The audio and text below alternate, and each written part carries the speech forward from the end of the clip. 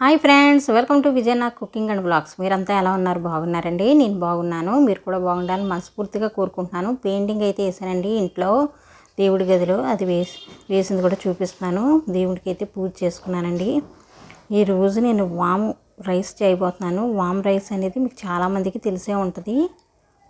వాముతో rice అనేది చేయబోతున్నానండి. చాలా టేస్ట్గా అయితే ఉంటుంది. నైట్ అయితే రైస్ మిగిలిపోయిందండి. పొద్దునేది ఇడ్లీ వేసాను, కొంచెం రైస్ ఉంది, దాంతో నేను వామ్ రైస్ అనేది చేస్తున్నాను. ఒక్కొక్కరు ఒక్కొక్క విధంగా చేస్తారండి వామ్ రైస్ అనేది. Hi friends, welcome to Vijayana oil వేసుకున్నానండి. అంతా ఎలా ఉన్నారు? బాగున్నారండి? నేను వామ్ రైస్ అనేది ఒక్కొక్కరు ఒక్కొక్క విధంగా చేస్తారు. కొంతమంది అయితే పోపు పెట్టి వామ్ రైస్ చేసుకుంటారు దేవుడి గదిలో. వామ్ ఉంటుంది కదా, దాంతో ఒక్కొక్కరు అయితే దేవుడికి అయితే పోపు లేకుండా కూడా చేసుకుంటారు. నేను వామ్ రైస్ పోపు అనేది పెట్టండి, నిమ్మకాయ కూడా పిండను.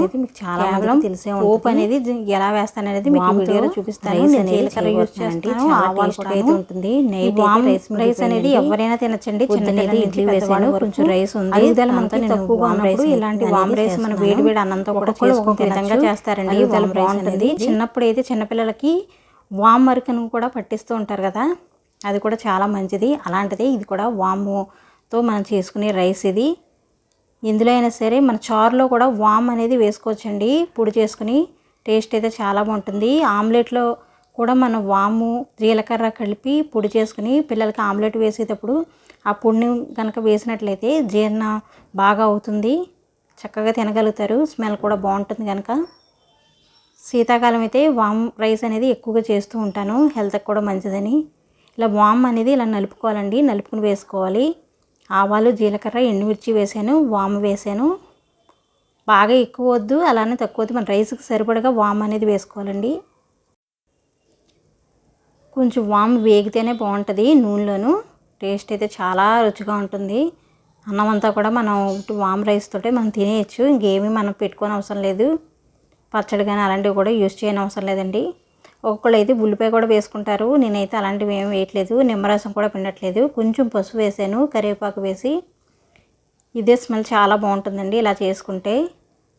వామ్ రైస్కి వేడి అన్నం కన్నా చల్లారిన అన్నం అయితేనే చక్కగా ఉంటుంది. టేస్ట్ కూడా చాలా బాగుంటుంది. ఎవరైనా ట్రై చేయలేని వాళ్ళు ఉంటే ట్రై చేయండి ఒకసారి. ఇదిగోండి రైస్ మిగిలింది అన్నాను కదా, ఈ రైస్ తీసుకున్నాను. పొడి పొడిలాడుతూ వస్తుంది చక్కగాను. మార్నింగ్ అయితే నేను టిఫిన్ ఇడ్లీ పిండి ఉంటే ఇడ్లీ వేసానండి. కొంచెం రైస్ మిగిలిందని ఇలాగా వామ్ రైస్ చేసుకుంటున్నాను.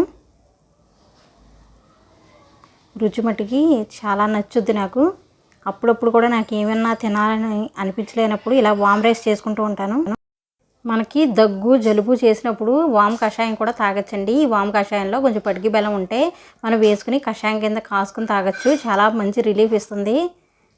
ఉప్పు అనేది నేను సరిపడగా వేసుకుని కలుపుకోవడమే ఈ వామ్ రైస్ అనేది. చల్లారిన రైస్లు అయితే చాలా టేస్ట్గా ఉంటుందండి. ఇందులో ఇంకేం వేసుకోని అవసరం లేదు. పోపు కానీ నిమ్మరసం కానీ ఏం వేసుకోని అవసరం లేదు. ఇలా తింటేనే బాగుంటుంది, రుచి బాగా తెలుస్తుంది మనకి. ఇలా కలిపేసుకోవడమే మొత్తం రైస్ అంతా కూడాను.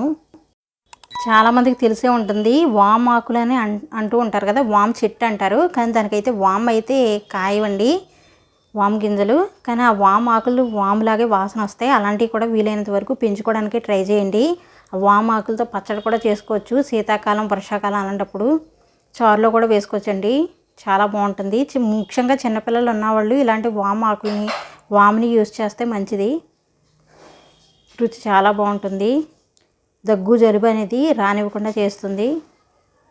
ఇదిగోండి ఈ విధంగా మన రైస్ ప్రిపేర్ చేసుకోవడమే. చూడండి ఎంత చక్కగా వచ్చిందో. ఈ వీడియో చూసే ముందు అయితే ఒక లైక్ అయితే ఇవ్వండి ఫ్రెండ్స్. చాలామంది మా ఛానల్ని సపోర్ట్ చేస్తున్నందుకు చాలా చాలా థ్యాంక్స్ అండి. ఈ వీడియో ప్రతి ఒక్కరికి నచ్చింది అనుకుంటున్నాను. నచ్చితే కనుక ప్లీజ్ లైక్ చేయండి, షేర్ చేయండి, కామెంట్ చేయండి.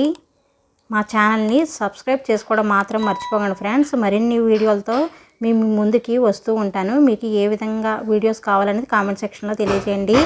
Thank you for watching. Thank you అండి.